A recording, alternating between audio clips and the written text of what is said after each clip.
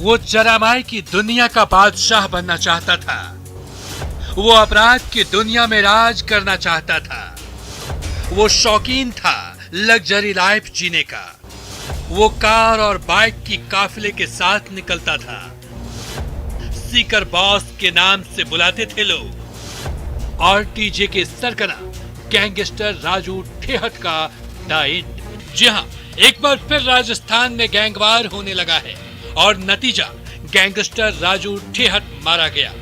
एक के बाद एक ताबड़तोड़ फायरिंग हुई। एक दो नहीं 50 से 60 राउंड। कोई संभल पाता उससे पहले ही सीकर में गैंगवार से दहल उठा। राजू ठेहट को ठीक उसके घर के सामने यानी सीकर की पिपराली रोड पर गोली मारी गई और इस गैंगवार में राजू ठेहट मारा गया। इस बीच 4 बदमाशों के भी सीसीटीवी फुटेज सामने आए हैं जिसमें वो हथियारों के साथ भागते नजर आ रहे हैं, हथियार लहराते, कानून को चुनौती देते। दरअसल राजू ठेहट की गैंग शेखावटी में काफी सक्रिय थी और आनंदपाल गैंग से भी उसकी दुश्मनी थी। आनंदपाल के एनकाउंटर के बाद भी दोनों गैंग में वर्चस्व की लड़ाई जारी थी। हत्या के प्रयास और जबरन वसूली के 30 से ज्यादा मामले दर्ज। साल 2005 में राजू ठेहट ने विजयपाल की हत्या की थी। बलबीर बनुड़ा का करीबी था विजयपाल।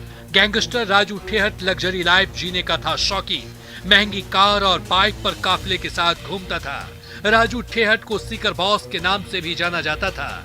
जेल से भी फिरौती कारोबारी चलाने का आरोप लगा था। आरटीजे के नाम से चलाता था अपना जुर्म का कारोबार। जनवरी 2014 में जेल में राजू ठेहट पर सीकर जेल में हुआ था हमला। साल 2014 में ही बीकानेर जेल में राजू ठेहट ने हमला करवाया। इस हमले में बलबीर बानुड़ा मारा गया, लेकिन आनंदपाल बच गया। आनंदपाल और राजू ठेहट में 2 दशक वर्चस्व की लड़ाई चली थी। आनंदपाल की एनकाउंटर के बाद राजू ठेहट का वर्चस्व हो गया। रोहित गोदारा ने सोशल मीडिया पर राजू ठेहट को मारने की जिम्मेदारी ली है। रोहित गोदारा ने लिखा है कि राम राम सभी भाइयों, आज ये जो राजू ठेहट की हत्या हुई है उसकी संपूर्ण जिम्मेदारी मैं रोहित गोदारा लॉरेंस विश्नोई ग्रुप लेता हूँ। ये हमारे बड़े भाई आनंदपाल और बलबीर जी की हत्या में शामिल था, जिसका बदला आज हमने इसे मारकर पूरा किया है। रही बात हमारे और दुश्मनों की, तो उनसे भी जल्द मुलाकात होगी। ये तो साफ है कि ये मर्डर गैंगवार का हिस्सा है। अब पुलिस पूरे तफ्तीश कर रही है, दावों की पड़ताल कर रही है, इस बात का पता लगा रही है कि क्या सच में राजू ठेहट को लॉरेंस गैंग और आनंदपाल गैंग ने मिलकर ठिकाने लगाया। Bureau report, news 18 network. वो जरामाई की दुनिया का बादशाह बनना चाहता था। वो अपराध की दुनिया में राज करना चाहता था। वो शौकीन था लग्जरी लाइफ जीने का। वो कार और बाइक की काफिले के साथ निकलता था। सीकर बॉस के नाम से बुलाते थे लोग। आरटीजे के सरगना गैंगस्टर राजू ठेहट का डाइट। जी हाँ, एक बार फिर राजस्थान में गैंगवार होने लगा है और नतीजा गैंगस्टर राजू ठेहट मारा गया। एक के बाद एक ताबड़तोड़ फायरिंग हुई। एक दो नहीं 50 से 60 राउंड। कोई संभल पाता उससे पहले ही सीकर में गैंगवार से दहल उठा। राजू ठेहट को ठीक उसके घर के सामने यानी सीकर की पिपराली रोड पर गोली मारी गई और इस गैंगवार में राजू ठेहट मारा गया। इस बीच 4 बदमाशों के भी सीसीटीवी फुटेज सामने आए हैं जिसमें वो हथियारों के साथ भागते नजर आ रहे हैं, हथियार लहराते, कानून को चुनौती देते। दरअसल राजू ठेहट की गैंग शेखावटी में काफी सक्रिय थी और आनंदपाल गैंग से भी उसकी दुश्मनी थी। आनंदपाल के एनकाउंटर के बाद भी दोनों गैंग में वर्चस्व की लड़ाई जारी थी।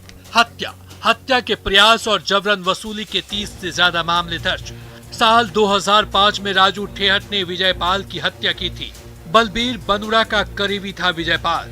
Gangster Raju Thehat luxury life जीने का था शौकीन। महंगी कार और बाइक पर काफी।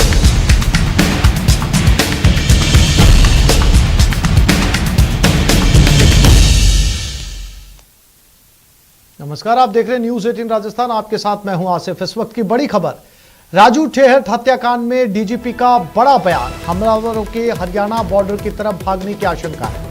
डीजीपी उमेश मिश्रा ने अहम जानकारी दी। कुछ आरोपियों की पहचान की गई है। हमारी टीम उनका पीछा कर रही है, जब वो पकड़े जाएंगे तो खुलासा करेंगे। ये घटना गैंग वॉर का नतीजा है। एएनआई के हवाले से ये खबर इस वक्त मिल रही है। यानी अगर डीजीपी के बयान पर गौर किया जाए तो पुलिस लगातार हमलावरों के पीछे है और बहुत जल्द ये हमलावर पुलिस के हत्थे चढ़ेंगे और उसके बाद पुलिस इस पूरे मामले का खुलासा करेगी। ये बयान है डीजीपी उमेश मिश्रा का।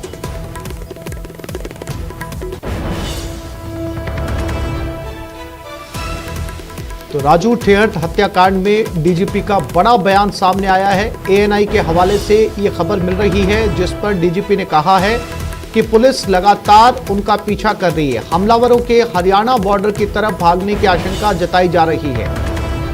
डीजीपी को उम्मीद है कि जल्दी पुलिस पकड़ लेगी और उसके बाद इस पूरे मामले का खुलासा किया जाएगा और कुछ आरोपियों की पहचान भी कर ली गई है।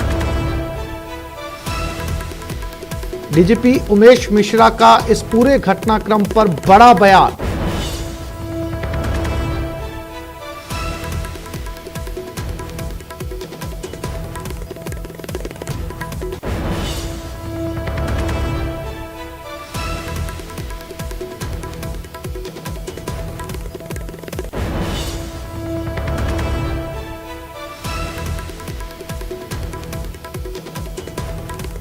और सीकर में राजू ठेहट मामले में अपडेट। राजू ठेहट के घर पर रेकी हुई थी। पिछले करीब 2 महीने से राजू ठेहट के घर पर रेकी की जा रही थी।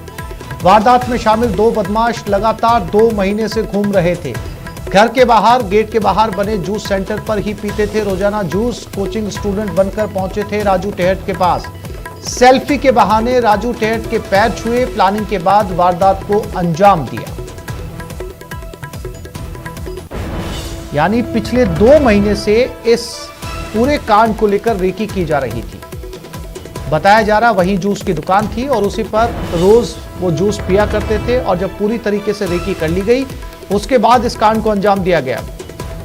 Sikar gangster Raju Thehat murder case, जिस दूसरे व्यक्ति की मौत हुई है वो राजू ठेहट का रिश्तेदार नहीं था।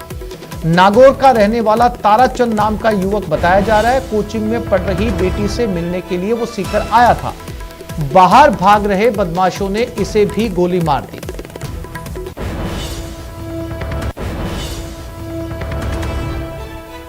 और झुंझुनू से ये खबर मिल रही है। खेतड़ी इलाके के पास बबाई में 4 बदमाशों ने फायरिंग की। पुलिस की नाकेबंदी तोड़ी। बदमाश क्रेटा गाड़ी में सवार थे। तीनों राउंड फायर किए जाने की सूचना है। राजू ठेहट के मर्डर से जोड़कर देखा जा रहा पूरे मामले को। बबाई से सेफरा गुआर की तरफ ये बदमाश भागे हैं। एएसपी डॉक्टर तेजपाल सिंह खेतड़ी के लिए रवाना हो गए हैं। गुड्डा गौड़ जी से खेतड़ी के लिए रवाना हुए हैं।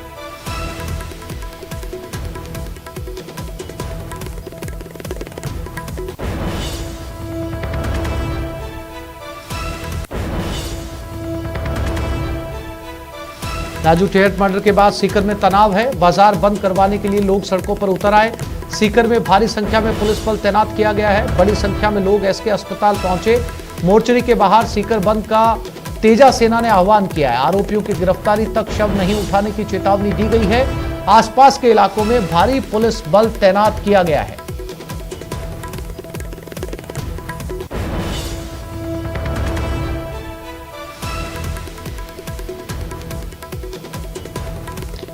और इसी खबर पर हमारे साथ जयपुर से हमारे